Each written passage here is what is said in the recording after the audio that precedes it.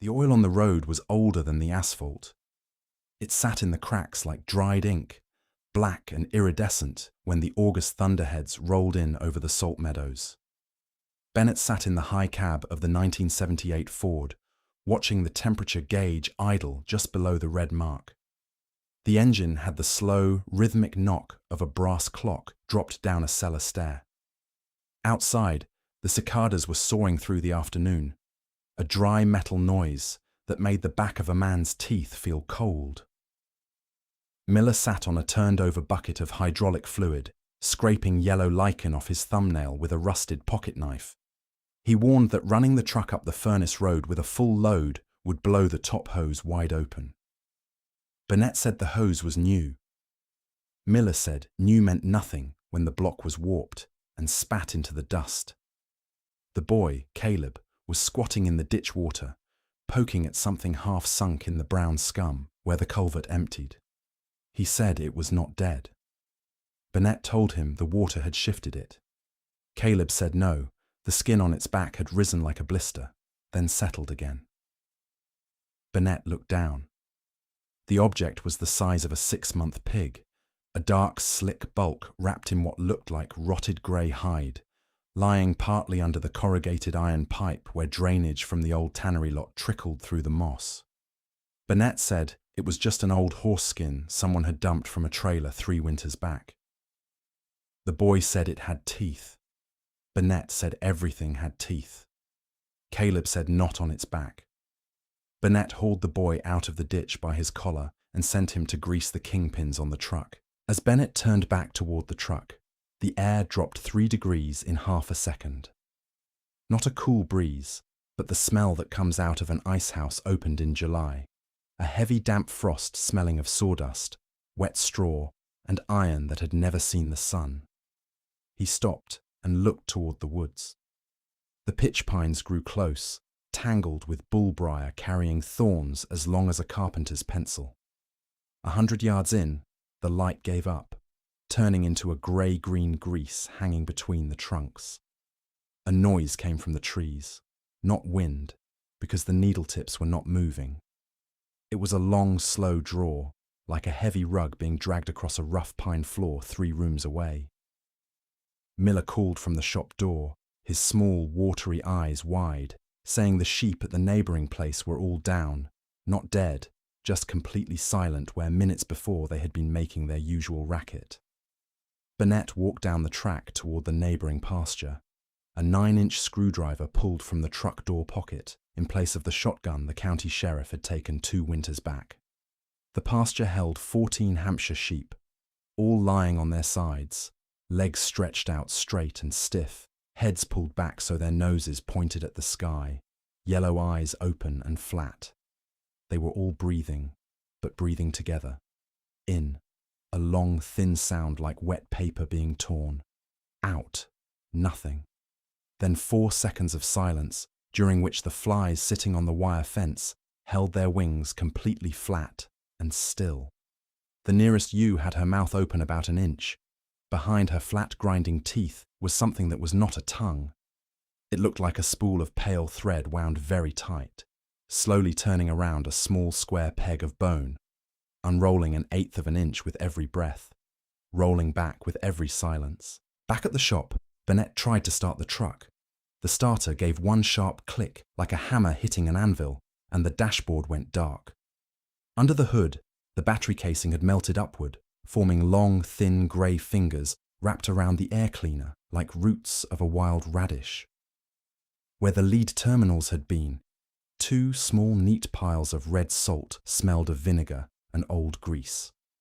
The drawing noise from the woods began again, closer now, inside the first line of pitch pines where the sand gave way to black bog muck. Then, very small and very clear, like a girl speaking through a keyhole 3 rooms off, came a voice asking Burnett about a 3-inch nipple for the pump line. Miller said it sounded like Sarah. Burnett said Sarah had been in the churchyard at Batstow since the winter of the freeze.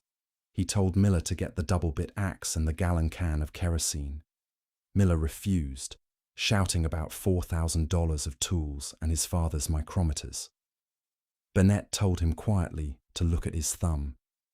The skin was gone from the first joint to the nail. Underneath, the flesh was grey and dry, structured like the grain in a piece of hemlock board, with no blood. Where the bone should have been sat a small square peg of white iron, perfectly dry, twitching every time Miller breathed. In, the peg turned 1/8 of an inch to the left. Out, it turned back. Miller whispered that it did not hurt at all. Burnett said he knew. By 5 o'clock, the light had not changed, though it should have been dark. 300 yards north, where the sand road crossed the old trestle over the wading river, manufactured iron had risen out of the ground, angle irons and channel lengths and threaded pipe growing through the hemlock bridge planks, interlocking 20 feet high into a lattice too dense for a bird to pass through.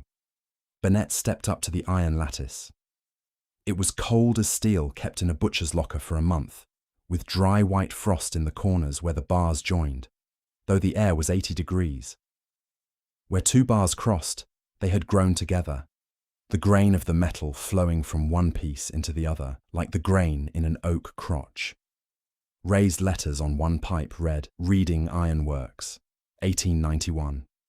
Below that, roughly carved as if with a wet finger in grease, were 3 words, "Not for you." Burnett swung the double-bit axe. The steel bit hit the iron with the sound of a meat cleaver hitting frozen beef, and the hickory handle snapped 3 inches below the eye. The vibration ran up his arms like an electric shock that stayed in his elbows, turning them stiff. The skin between his thumb and first finger had split, not red, but yellow like old paper, the white fascia underneath looking like thread. The wading river had turned grey, thick and oily, moving in flat overlapping plates like slate shingles being pushed off a roof from below. Along the banks, the ferns had turned into dark grey wire, curling down into the mud like springs from an old mattress. The boy was standing in the mud at the water's edge with his shirt off, reaching into the grey water with both hands. He lifted something 3 feet long, heavy and dark, shaped like a section of water main split down one side. The inner surface was lined with small, neat brass teeth arranged in circular rows like the mouth of a lamprey eel, all turning, the first row left, the second row right, with a dry tick-tick-tick like 50 pocket watches being wound in a small room. The boy held the iron mouth against his chest as if it were dry firewood, saying it was cold down under the mud, that there were whole rows of them lined up like cows in a barn. Burnett walked down the slope, his boots feeling like lead diving shoes, every step taking 3 seconds, his knees full of gravel dried into mortar. He reached the boy and pulled at the heavy iron mouth. It did not come away. The brass teeth had entered the boy's chest cleanly, the way small screws enter soft pine, drawing the white fascia out from between his ribs and winding it onto small iron spools set into the casing. The boy was not crying. He looked up at Burnett with grey tub-water eyes, his mouth open in a small round shape, his tongue unmoving. But from deep in his throat came the sound of the Palmer engine, chunk, chunk, chunk, steady as a heartbeat at 300 revolutions a minute. Burnett's own fingers had gone wood-grey to the second knuckle. On the iron rim near the latch, raised letters read, "Property of the Bog Iron Company, 1848. Miller sat on the bank, his heels gone to stone, clinking together. Burnett pulled out the 9-inch screwdriver, told the boy to hold still, drove the flat end between the brass teeth and the boy's sternum, and pried down with all his weight. By 8 o'clock, they were in the scow, being drawn downstream by something under the hull. A slow, heavy pull like a 6-inch hawser hauled by a steam winch miles off in the dark. Miller lay in the bilge, mostly grey now, his back split open from collar to belt. 3 long grey iron rods grown out of his spine, reaching upward like the ribs of a stripped umbrella. The boy sat in the bow, the iron mouth anchored to the floorboards by 4 square iron legs grown through the pine planks.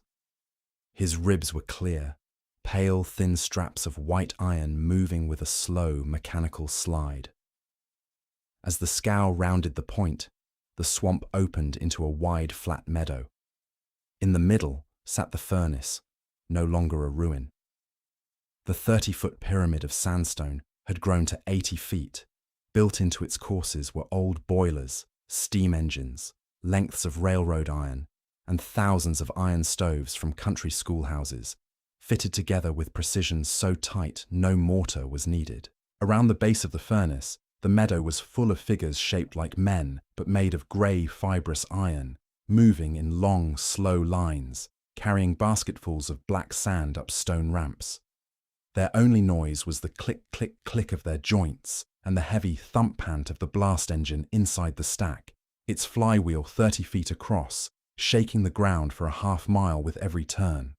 A figure 8 feet tall came down the ramp, its chest built from the fire door of an old locomotive stamped Baldwin Locomotive Works, Philadelphia, 1876.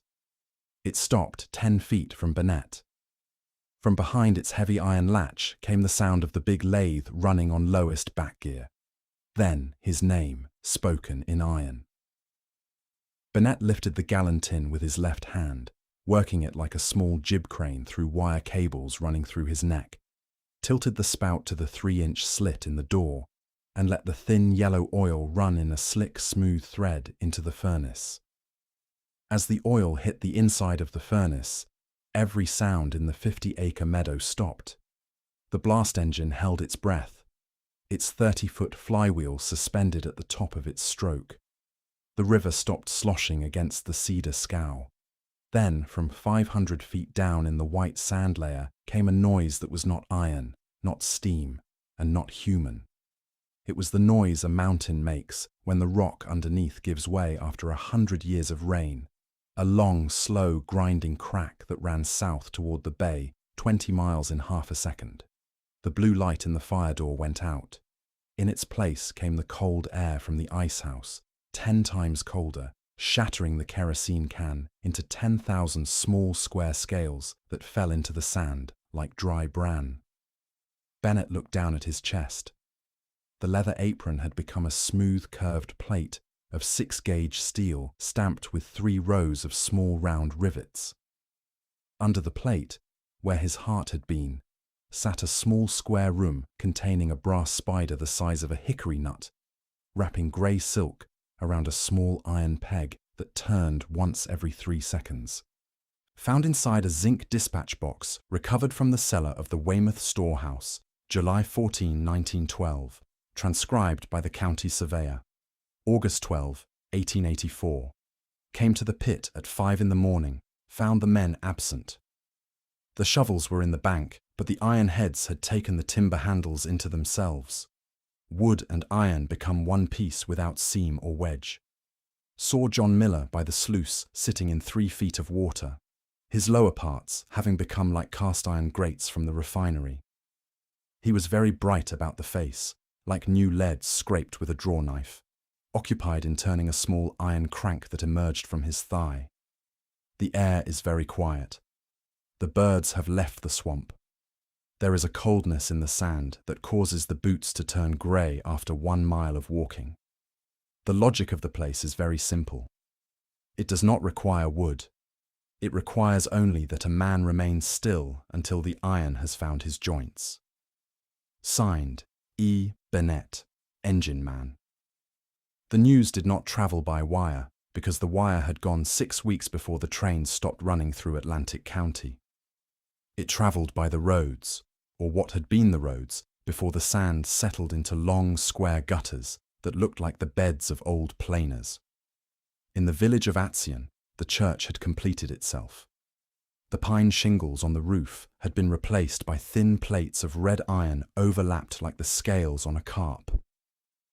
When the rain fell every afternoon at 2 o'clock, a short, sharp spray of heavy grey water smelling of iron filings and lye, the roof collected it in 4 large cast-iron gutters leading down through the bell tower corners into an open trough above the pulpit. In the trough sat the minister, his neck extended 4 inches by 3 brass collar rings inserted between his vertebrae. His right arm, made of 5/8 iron rod, bent at the elbow into a clean right angle, lifted 6 inches and dropped back onto the wooden desk with a single sharp clang every time the water came down the trough. In the middle of the yard, where the Ford had been idling 6 weeks before, sat the engine, 60 feet long, 30 feet high, built of dark, unpainted cast iron, cold enough to freeze a wet hand at 10 paces. It sat on 4 square blocks of white granite hauled from the quarries at Quincy by 60 pairs of iron mules now standing in the barn with their heads in their iron mangers, waiting for the greaseman. With every turn of the 15-foot crankshaft, a small, neat square of white iron stamped with the letter B came out of the chute and dropped into the wooden crate below. The boy Caleb sat on the edge of the crate counting them, his iron fingers making a dry tap-tap-tap on the box. He had counted 4,612. Bennett said that was enough for the lower course, and that the rest were going down to the shore to bridge the bay all the way to the deep water where the big ships used to run, to turn the tap and draw off the wet. Bennett reached out with his left iron hand and touched the boy's keyhole. A small jet of white steam came out smelling of lard oil and old pine needles, clearing the frost from the boy's brass reed. The boy nodded once, his head giving a small click as the notch on his neck pin engaged the second gear, and went back to counting. Tap, tap, tap. And behind them, from the furnace at the bog, 3 miles through the wire pines, came the long, slow iron voice of the blast engine, calling the roll of the county. Bennett, Miller, Caleb, Coates, Reading, Wayne, and one by one, from the ditches, from the bogs, from the cold cellars under the sour grass where the sheep had stopped their breathing, the small brass teeth in the dark answered. Here, here, here. Set.